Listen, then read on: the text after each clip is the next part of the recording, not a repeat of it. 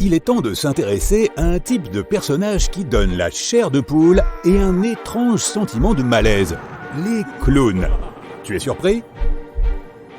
Après tout, qu'est-ce qui pourrait clocher avec un artiste au nez rouge et au visage blanc souriant qui jongle et gonfle des ballons en forme d'animaux pour gagner sa vie ? Et pourtant, il semblerait que beaucoup de gens n'aiment pas les clowns, et il y a une raison étrange à cela.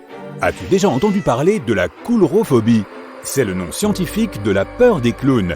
Les personnes qui en souffrent éprouvent une anxiété intense en leur présence, parfois au point qu'elles ne peuvent même pas regarder la photo d'un clown sans se sentir mal. Mais pourquoi les clowns sont-ils si effrayants ? Selon la science, cela tient à plusieurs facteurs. Commençons par le maquillage, qui est généralement exagéré. Il peut être déstabilisant car il cache la véritable identité du clown et le fait ressembler à quelqu'un d'autre.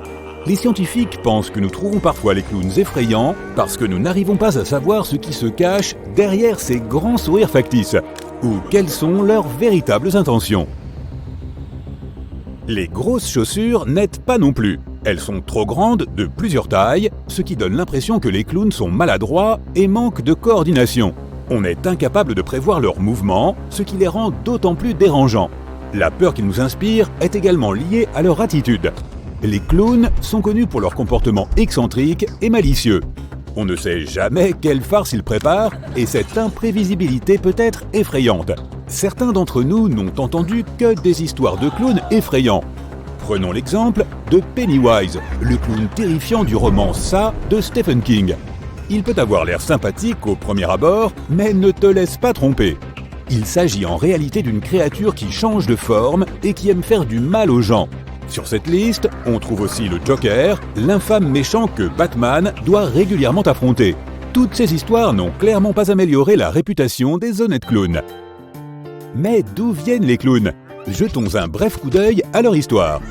D'abord, mettons les choses au clair. Les clowns ne sont pas seulement de drôles de personnages avec de grosses chaussures et un nez rouge.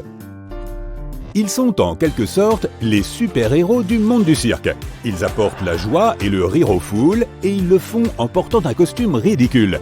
D'après l'histoire et la mythologie, ils existent depuis longtemps. Dans les civilisations antiques, que ce soit en Égypte ou à Rome, il y avait déjà des gens qui faisaient des numéros comiques pour divertir les gens. Ces artistes étaient connus sous le nom de fous ou de bouffons, et ils étaient très respectés dans leur communauté. Au Moyen-Âge, les choses ont commencé à devenir un peu plus sérieuses. Certaines autorités n'aimaient pas l'idée qu'on s'amuse en public, et elles ont donc interdit les spectacles comiques.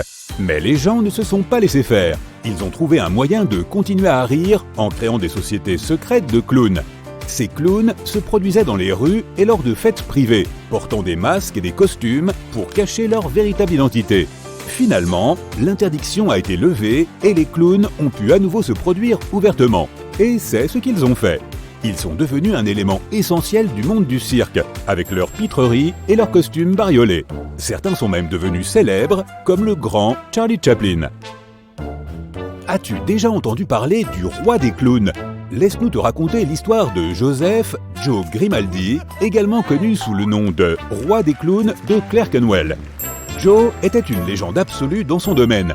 Né en 1778, bien avant que les smartphones et TikTok n'envahissent le monde, Joe Grimaldi a été une superstar dès le départ. Il avait un style clownesque totalement unique pour l'époque. Son costume était troublant car il lui donnait l'air d'une créature cauchemardesque. Ses couleurs flamboyantes et sa tenue pailletée rivalisaient avec les harlequins sur le plan visuel.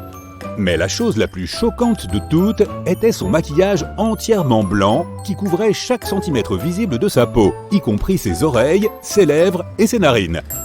Ses pitreries étaient si hilarantes qu'il est rapidement devenu célèbre à Londres. Joe avait cette incroyable capacité à faire rire les gens sans jamais prononcer un mot. L'un des personnages les plus célèbres de Joe s'appelait Joey le clown. Il s'agissait d'un clown adorable et maladroit qui ne parvenait jamais à faire quoi que ce soit correctement. Il tombait, trébuchait sur des objets et se ridiculisait. Mais c'est ce qui le rendait si génial. Les gens l'aimaient pour sa gaucherie. Toutefois, la vie de Joe n'était pas faite que d'éclats de rire. Il a aussi connu des moments difficiles. Il a notamment souffert de nombreux problèmes de santé. Mais même dans ces moments les plus sombres, Joe n'a jamais perdu son sens de l'humour. Il a toujours trouvé le moyen de faire sourire les gens, même lorsqu'il était lui-même en difficulté. Tous les clowns n'étaient pas farfelus et joyeux. À ce propos, voici l'histoire d'un autre type de clown, Emmett Kelly. Né en 1898 au Kansas, Emmett n'a pas eu une enfance facile. Sa famille était assez pauvre et ses parents se sont séparés quand il était jeune. Mais Emmett était plein de ressources et il a utilisé son sens de l'humour pour surmonter les moments difficiles. Quand il est devenu un jeune homme, il a rejoint le cirque. Il a commencé comme trapéziste, se balançant dans les airs sur un grand appareil suspendu. Mais il s'est vite rendu compte que son véritable talent était de faire rire les gens. Il est donc devenu clown, et c'était un talent naturel. Mais il s'est aussi distingué grâce à d'autres talents. Tout d'abord, il était incroyablement doué pour la pantomime. Cela signifie qu'il pouvait raconter toute une histoire en utilisant simplement son corps et ses expressions faciales. Il pouvait faire rire, pleurer ou faire peur sans prononcer un seul mot. Emmett avait aussi un talent pour l'improvisation. Il pouvait trouver des choses drôles à faire ou à dire sur le champ sans rien prévoir à l'avance. L'un de ses numéros les plus célèbres s'appelait Weary Willie. Il s'agissait d'un clown triste qui avait toujours l'air de ne pas avoir de chance. Mais même s'il était triste, il était aussi drôle. On ne pouvait pas s'empêcher d'avoir pitié de lui et de rire en même temps. Grock, de son vrai nom, Charles Adrien Vettac, est un clown tout aussi célèbre. C'était un clown suisse qui s'est fait connaître au début du XXe siècle.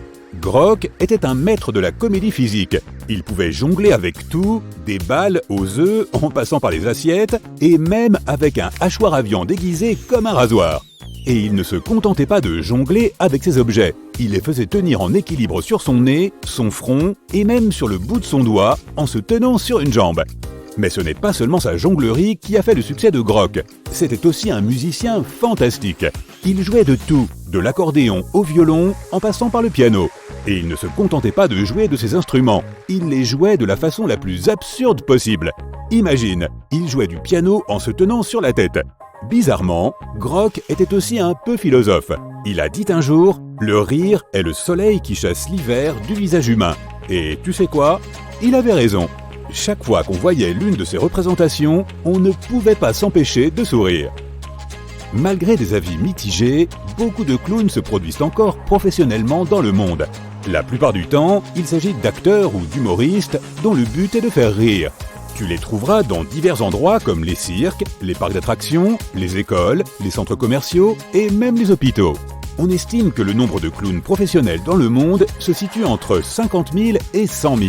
Et c'est sans compter les amateurs qui pratiquent également cet art. Si tu souhaites en devenir un, tu dois savoir que 95% des clowns travaillent à temps partiel et ont d'autres activités pour compléter leurs revenus.